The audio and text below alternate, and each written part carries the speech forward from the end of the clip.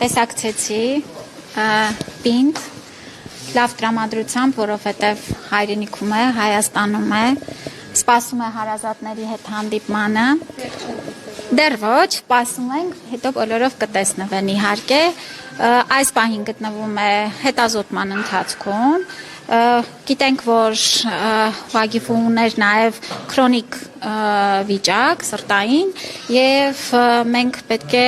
որոշակի հավելյալ նաև հետազոտություններ կիրականացնենք, և արդեն մեր մասնագիտական թիմը որոշումներ կկայացնի հետագա բուժման ընթացքի մասով,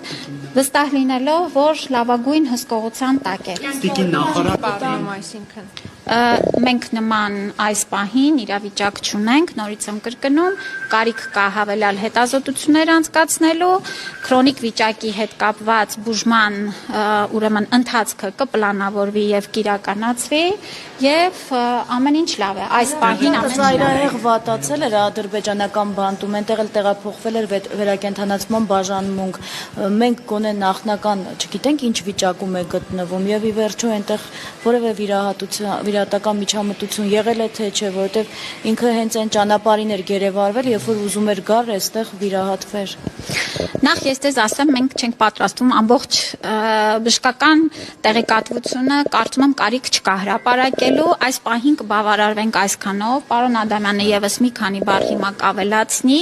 ամենակարևորը, որ հիմա մեր մասնագետների հսկողության տակ, նորից կրկնում եմ, նրա վիճակը այս պահին իր քրոնիկ վիճակի հետ կապված նորմալ վիճակում ենք։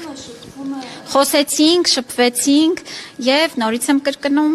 տրամադրությունը լավ է, վիճակը լավ է։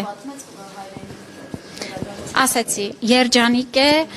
ուրախ է եւ իր խոսքերն էին, որ Հայաստանում եմ, լավ եմ։ Տիկին Ամանեսյան, դուք մինչ իր մոտ մտնելը ասացի, որ մյուս վերադարձած հայրենակիցների վիճակը բավարար է գնահատում, բայց մենք տեղյակ ենք, որ Ադրբեջանում վատացել է Վիգեն Էլուչեքյանի առողջական վիճակը, նա անգամ քայլելու հետ կապված խնդիրներ ուներ։ Բոլորը անհրաժեշտ հետազոտությունները մասնագիտական խորհրդատվությունը կստանան եւ եթե կարիքը կլինի հետագա որևէ բուժման process կազմակերպելու, արդեն ընթացիկ կկազմակերպենք։ Այս պահին, նորից կրկնում եմ, նրանց վիճակը բավարար է, որևէ այս պահին խնդիր լուրջ չունենք։ Այստեղից հետո պատրաստում եք իրենց այցելել։ Եթե այցելեմ կամ կարիքը լինի, տեղյակ կլինեք։